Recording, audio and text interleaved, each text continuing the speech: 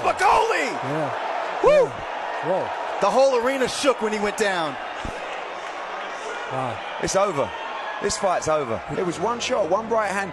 I didn't like the spots where Parker was trading up because, you know, and all of a sudden, maybe Parker felt the power and the strength and thought, you know what, I can't just let this guy keep walking me down. I've got to hold my feet here. Yeah, it's what we kind of expected. Bakole hadn't been training straight off the plane all day, but he did what he needed to do. You say that, but I heard a lot of people online as well, fans saying, oh, I think... In terms of behind the scenes in boxing, you know what it is, but good, well done, he did it. Because Bakole could have caused upset, but he did what he had to do and he didn't get it. You were ready to step in, yeah? Yeah, we already agreed, it was all done, but obviously Bakole and Parker's a great fight, so that's the one that they decided to go with, or Parker's team decided to go with. Do you still want to see Parker Dubois? Yeah, why not? Do you know what I mean? It was meant to be today. Why not? They should have. One round, two? Yeah. I had Bakole going to win by knockout. You did say that last time. Yeah, but you know what? Someone had to go on somebody's side. Understand? So. I mean, Lawrence Okoli just said to me, we should have actually expected that because he's not been training Martin Bakole. Is that fair or? Listen, he came, he got paid. He made more money than anybody else in less than 4 minutes. It's quite a flex, to be fair. Quite a flex. So he got paid, he came, and I'm happy for him, he got paid. You understand? If the fight went on longer, it would have been more harder for him. But you know what? Good shout out to his corner, just put him out. Just lastly, I don't know what's going to go on with this Usyk-Dubois rematch situation, where that leaves Joseph Parker. Would you do a trilogy with Joseph Parker? Yeah. Yeah? Yeah. Oh, Parker's trying to nuke. Oh! Bakole falls down! Damn! I didn't even see the shot that landed. He went down came like over a the top. tree. What was that? I don't know if he's getting back up. He's up. He's up. He's dizzy. He's in the corner. Oh, they call it off? They call it. Round 2, Joseph Parker. Dude, show a replay of that one. Was that like a late? Did it come over the top? He came over the top, but I didn't see what hit him. Did the camera shift right in time? What happened there? Wow. Wow. Joseph Parker, round 2. What's next?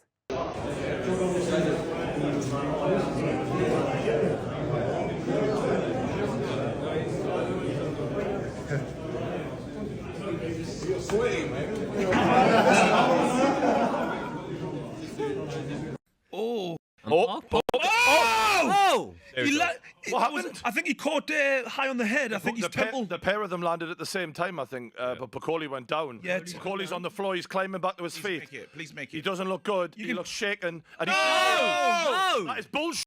This is fucking fix this. After that, what the fuck is going on here? After the Hamza Shiraz fight early on, and the referees waved off already. What the fuck am I watching? The trainer was up on his corner. To be honest, that landed high on the head, and his equilibrium. It had a delayed effect, and he just. I think his trainer ended it still. Let's see that. If not, the referees are. Why is your trainer ending it there, though? What the fuck is the point in this? Why is your trainer ending it there? Your man made it to his feet within 6 seconds.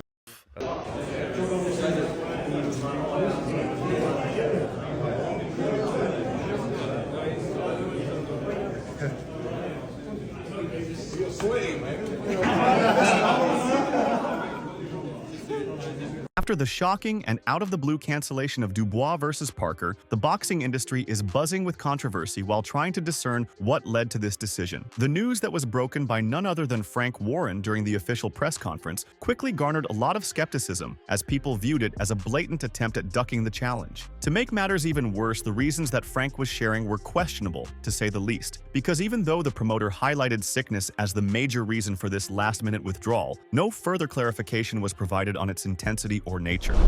Excuse me.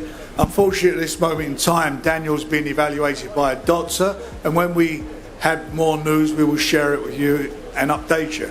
Yeah, when you say he's ill, is it like a flu he's got? Or... That's all I can tell you. Okay. Further sharing his sentiments on this last-minute decision, Frank stated that even though he understands the outpouring of disappointment and backlash from the fans following this news, there is only much that he or any official body can do because when a fighter is declared unfit by the Health Commission, no further step can be taken by anyone. Now, even though Frank appears to be in support of his fighter and admits that this decision might cause sheer disappointment to all parties involved, many people have pointed out that the promoter appeared quite solemn during his last couple of appearances, which bordered towards frustration, indicating that he might not be as agreeable about this decision as he pretends to be.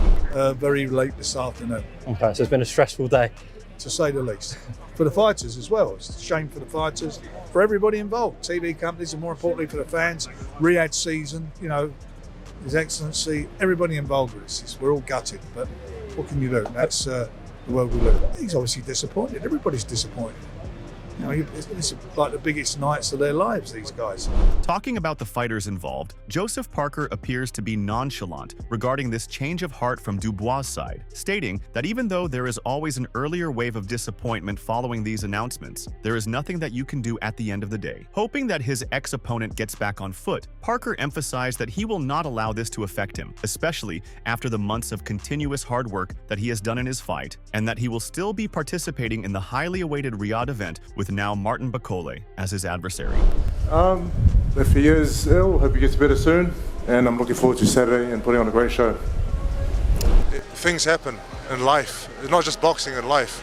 You got to adapt, you got to adjust, and you got to go forward no matter what. So I want to go forward, and hopefully he recovers and gets better soon. Meanwhile, not letting this movement slide away, Eddie Hearn jumped at this opportunity to throw shade at Dubois and Frank while questioning the authenticity of their claims. According to Eddie, even though things like these happen in boxing and there are last-minute withdrawals just like what happened with the Shakur Stevenson versus Floyd Schofield fight, the circumstances of Dubois' decision appear to be a little suspicious given that the fighter was in excellent condition just a few hours ago. Choosing to sarcastically criticize this decision, Eddie then went on to poke fun at Daniel, stating that it might just be a chill that brought him down. Dubois illing him. What's illing him? Is that he's, a thing? He's ill, and then he's illing. Yes, he's been ill.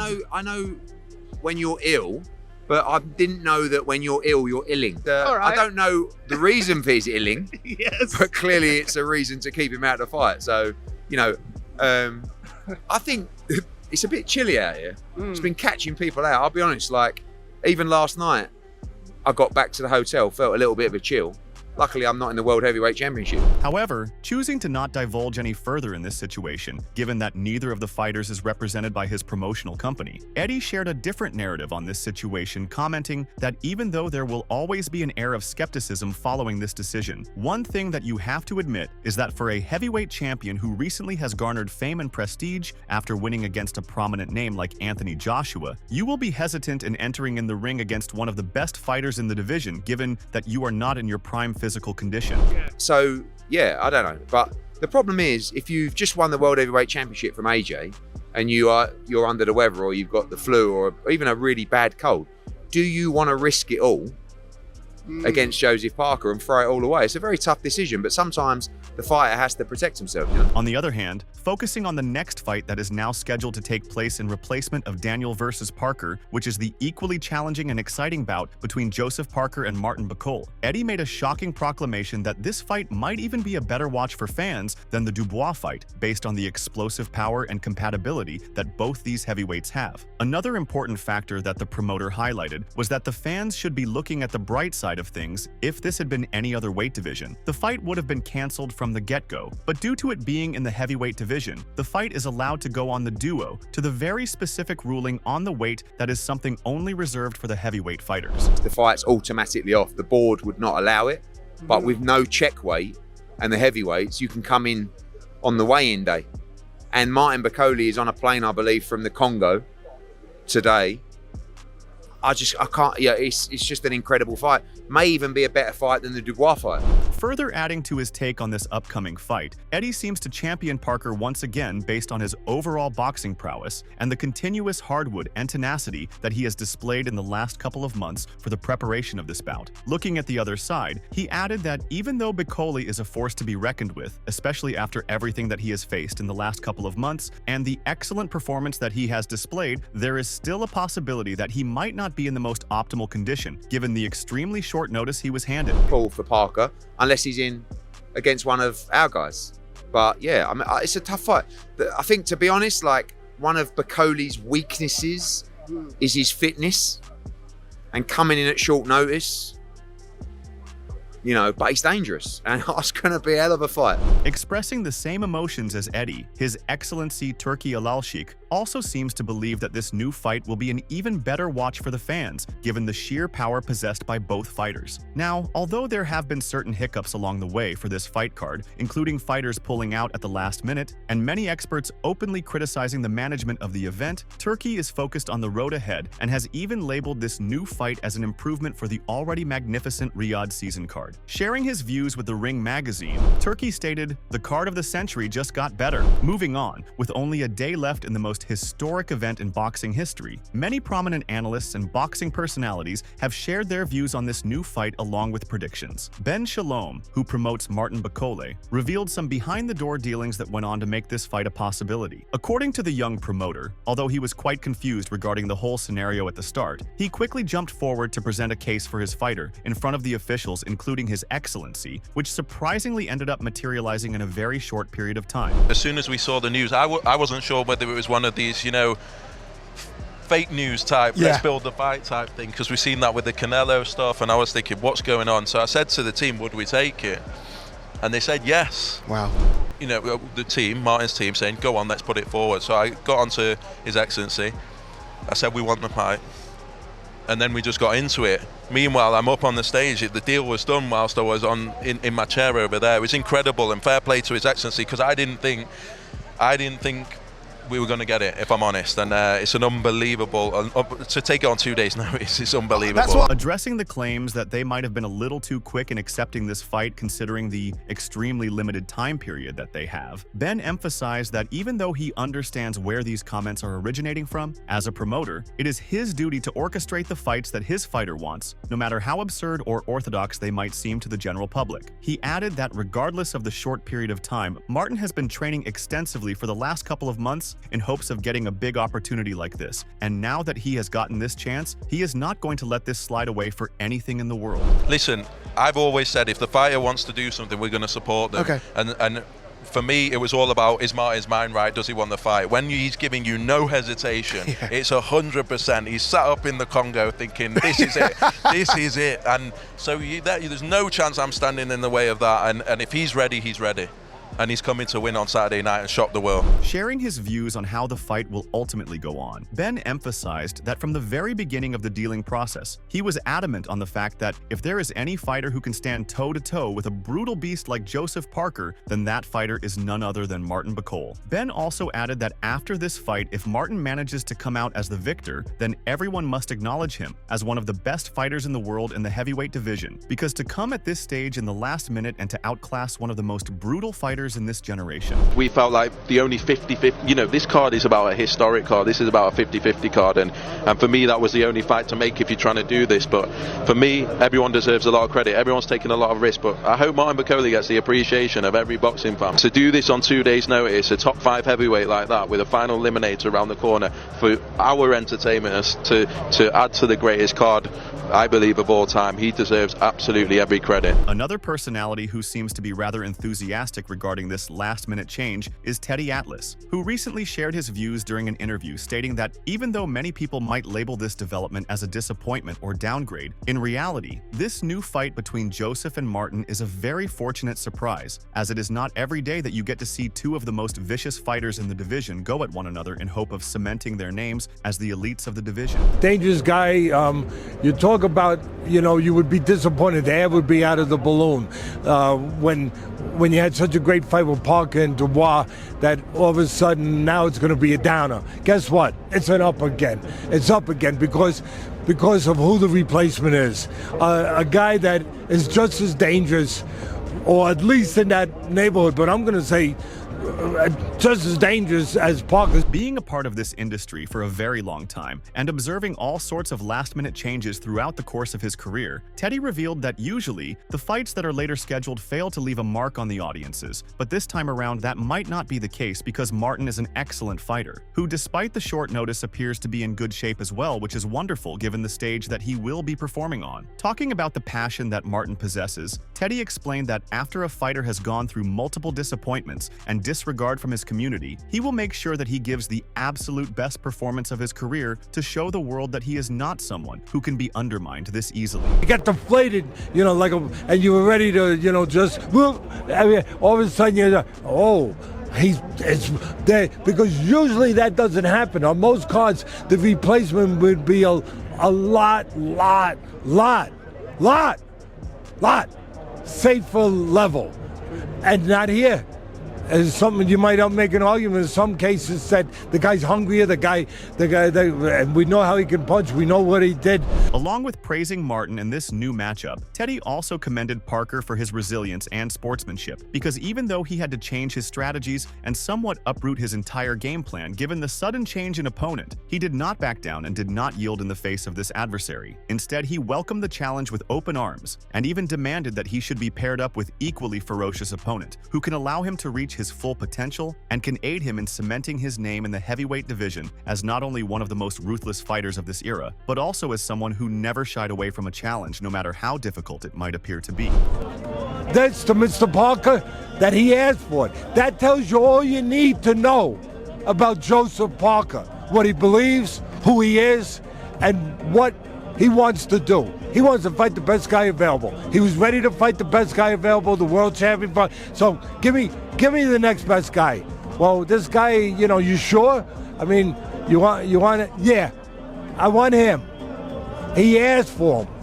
That's all you need to know. Now, even though there is no doubt that Parker is a very strong opponent who has proven his resilience by not backing away from this tremendous challenge ahead of him, many people in the industry, including the fans, are questioning whether he has what it takes to beat down a beast like Martin in such short notice, especially considering that throughout his camo, he has been preparing for a completely different fighter altogether. Sharing his thoughts on these questions raised by the community members, Teddy emphasized that considering the situation, this might be an issue for many fighters, but for an experienced and highly skilled professional like Parker, this might not prove to be a hindrance because throughout his career, Parker has faced all sorts of opponents, and looking at his usual training camos, the fighter does not opt for any exclusive style, but rather prepares for all sort of conditions that he might face inside the ring, a fact that will greatly aid him in this fight.